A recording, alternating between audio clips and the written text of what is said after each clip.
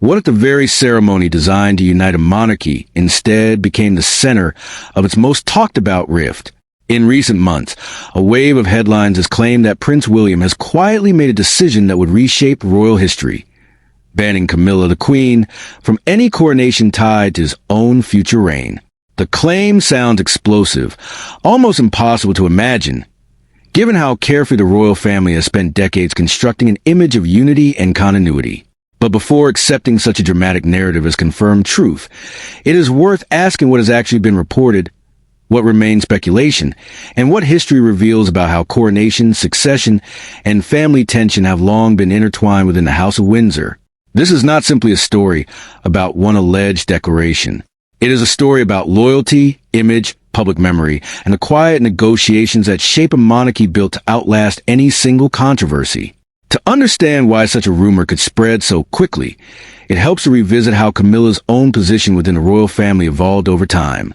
For years following the death of Princess Diana in 1997, Camilla Parker Bowles remained one of the most controversial figures in British public life. Her relationship with then Prince Charles, which had continued even during his marriage to Diana, made her deeply unpopular with large segments of the public.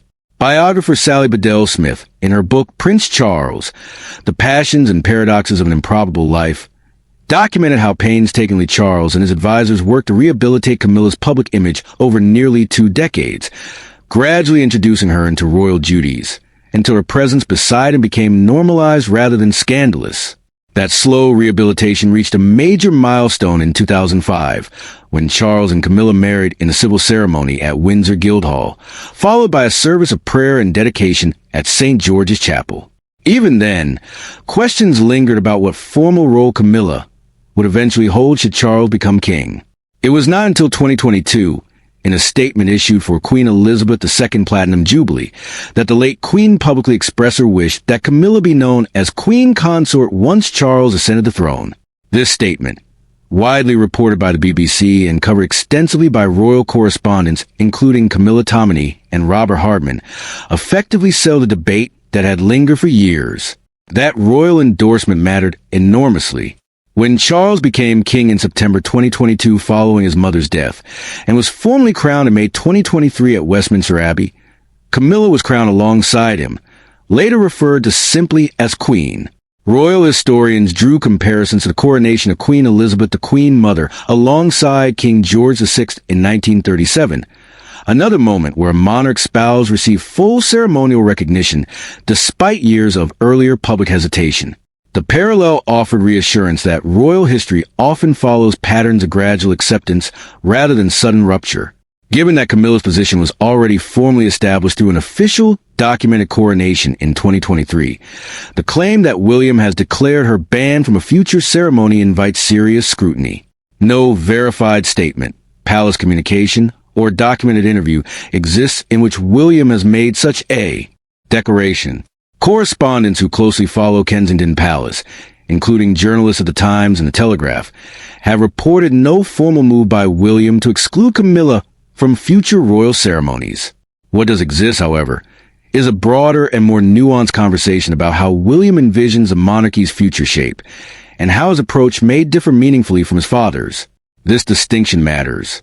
Throughout his adult life, William has spoken, in measured public remarks and documented interviews, about wanting a monarchy that feels more connected to ordinary people, one built around fewer working royals and a sharper focus on service rather than spectacle.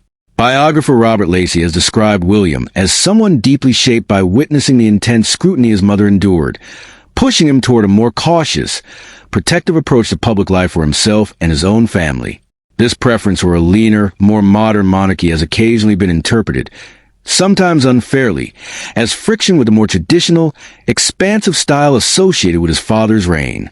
It is also true that William's relationship with Camilla has been documented, across several biographies, as complicated during certain periods, particularly following the public revelation of her relationship with Charles while Diana was still alive. Journalist Penny Junner has written extensively about the adjustment period both William and Harry faced in accepting Camilla into their father's life.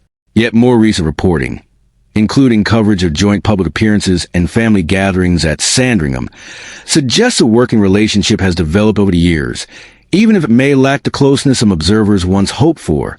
Given this fuller context, the sensational claim of a formal ban appears to conflate two very different realities: William's well-documented preference for a modernized, streamlined monarchy and a specific, deliberate act of personal exclusion aimed at Camilla.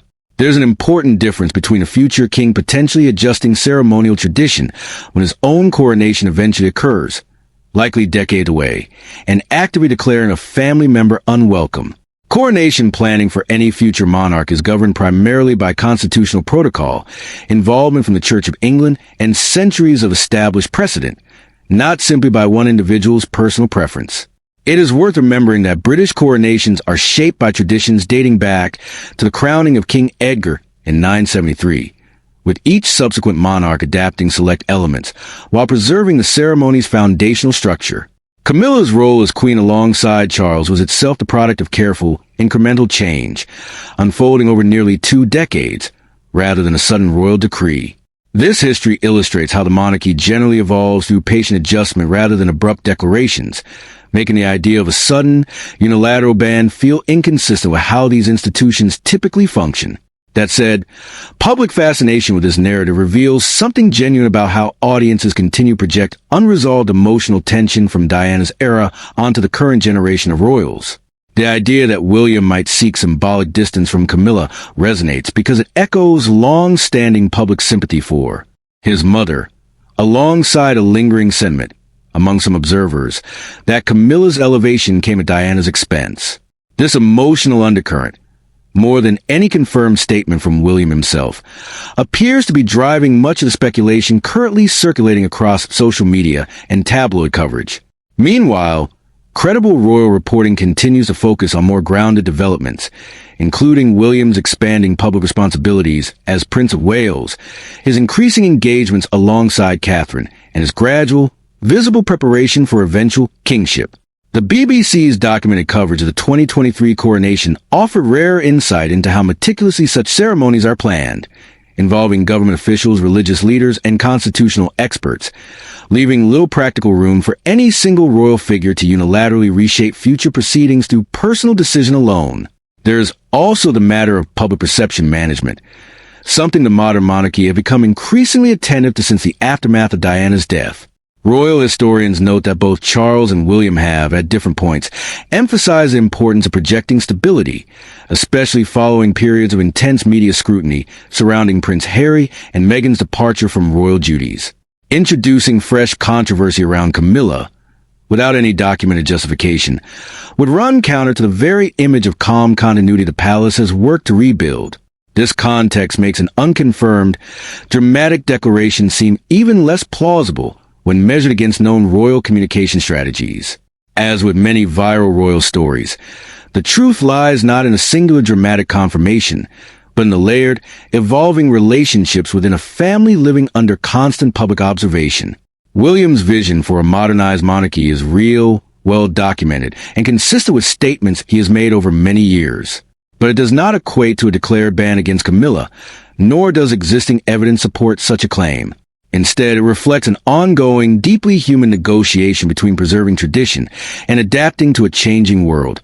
A negotiation that has defined the British monarchy across generations far more consistently than any single sensational headline could capture.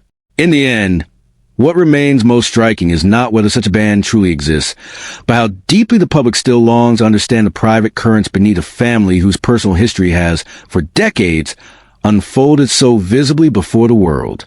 Perhaps that hunger reflects something larger than royal gossip alone. It speaks to how people continue to search for resolution in stories that never fully resolve, particularly the emotional legacy left by Diana's life and death. William's future as king will undoubtedly involve difficult decisions about tradition, family, and public duty. But those decisions, when they eventually arrive, will likely be shaped by careful diplomacy and institutional process rather than sudden declarations.